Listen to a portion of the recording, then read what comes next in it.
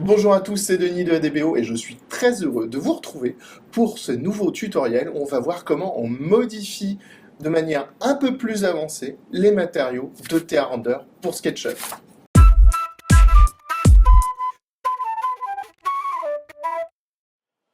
Ok, dans ce tuto, on va voir comment on peut régler les matériaux TA Render de manière un peu plus avancée que ce qu'on a vu dans le premier tuto.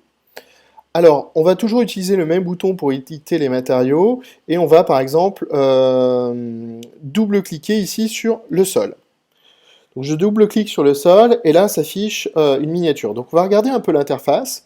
Ici c'est les bibliothèques qu'on a déjà utilisées.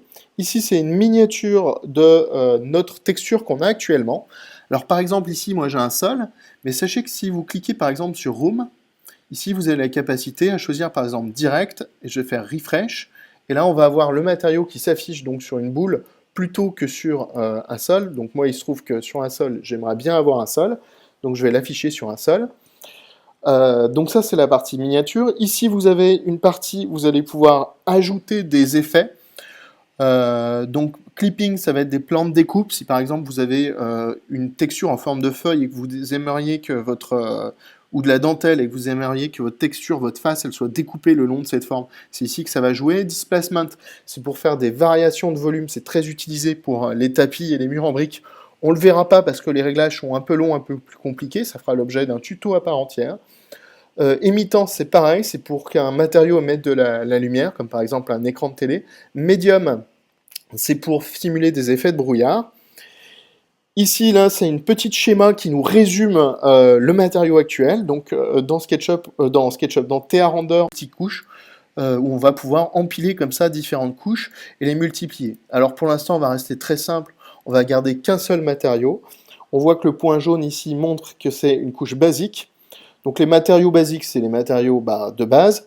Glossy, c'est tous les matériaux qui réfléchissent énormément, comme par exemple les métaux.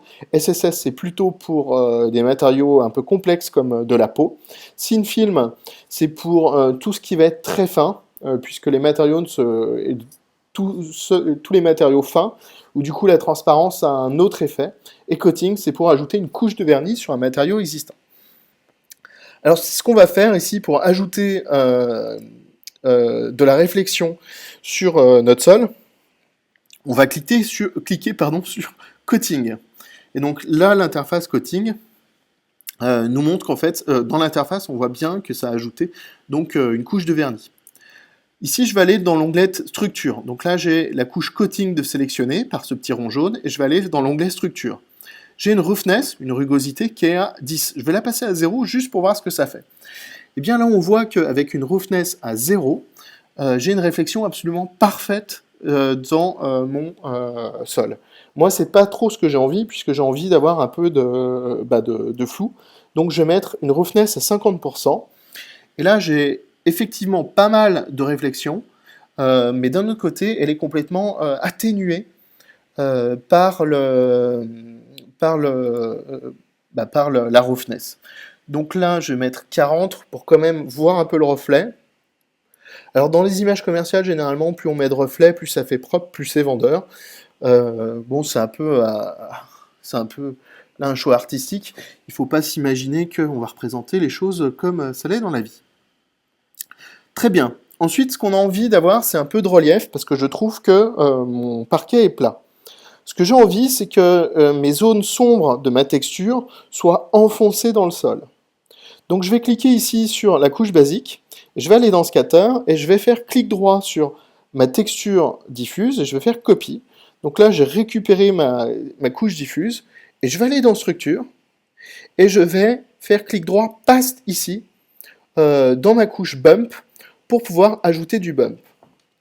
Alors je vais passer par exemple un bump à 40, pour qu'il soit un peu plus important, qu'on le voit un peu mieux. Allez, on va même passer à 60. Alors, on ne le voit pas très bien. Est-ce que si je le mets par exemple sur un wall, est-ce qu'on le verra mieux? Wall, on va valider, et on va cliquer sur Refresh.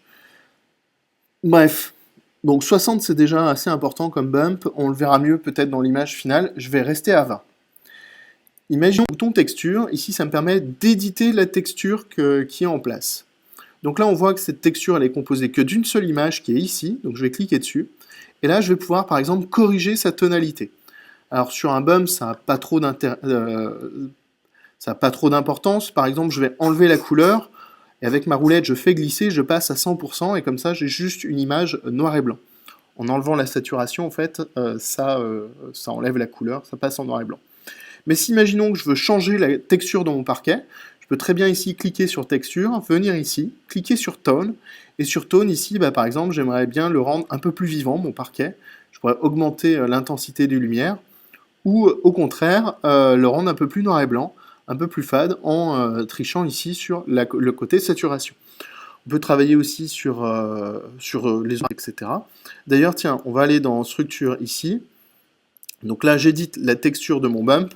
Et ce que je vais faire dans le contraste, je vais ajouter un maximum de contraste pour marquer énormément.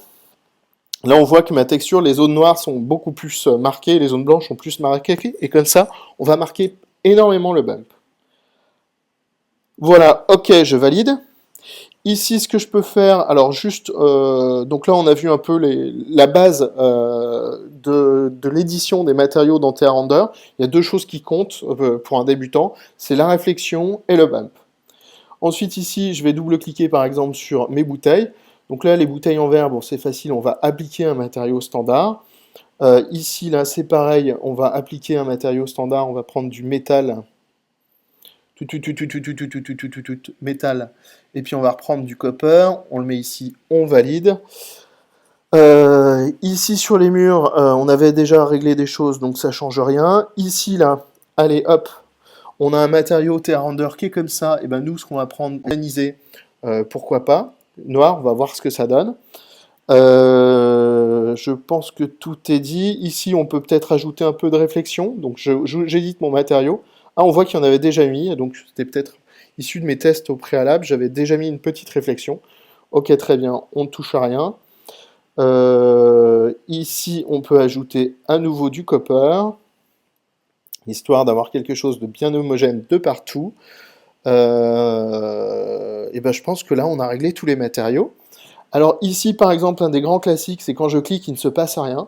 C'est normal parce que ce blanc, ce n'est pas du blanc, c'est un pas de matériau. Donc là, en fait, ce qui pourrait être fait, par exemple, c'est que je vais prendre dans les plastiques, je vais prendre par exemple du gris ici, et je vais aller à l'intérieur de mon pot, et je vais appliquer du gris. Voilà, comme ça, j'ai appliqué directement un matériau issu de ma bibliothèque. Voilà, je pense que j'ai tout dit, je pense, pour débuter sur l'interface des matériaux. Donc il y a trois choses qui comptent, hein, si on résume un peu la situation. On a ici, si on veut ajouter de la réflexion, on ajoute du coating comme ça. Si on veut le supprimer, on met la couche à la poubelle. Si on veut changer la couleur, on appuie sur texture ici, on édite l'image et on règle dans tone le rouge, le vert, le bleu, la saturation, la brillance. Donc voilà, pour ce qui est du bump, du relief, ici on colle une texture et on joue avec le paramètre de pourcentage de bump. On peut aussi éditer la texture de manière à la rendre plus ou moins pertinente. Quand on ajoute de la réflexion, il y a deux paramètres qui vont compter. Donc ça c'est l'IOR, ça va être la puissance de la réflexion. J'en ai pas trop parlé parce qu'on dans un premier temps, je vous déconseille de le toucher. Et le paramètre le plus important, donc, ça va être la roughness, c'est la rugosité du matériau. C'est est-ce que mon reflet est flou ou pas. Donc voilà, je mets ma couche à la poubelle, je valide. Bref, j'espère que vous avez aimé ce tutoriel. Dans le prochain tuto, on va voir l'ajout de lumière extérieure, puis la caméra, puis enfin le rendu final. Bientôt, n'hésitez pas à cliquer sur j'aime, à vous abonner à notre chaîne YouTube, à nos pages Facebook, compte Twitter, Google+, etc. À bientôt pour de prochains tutos.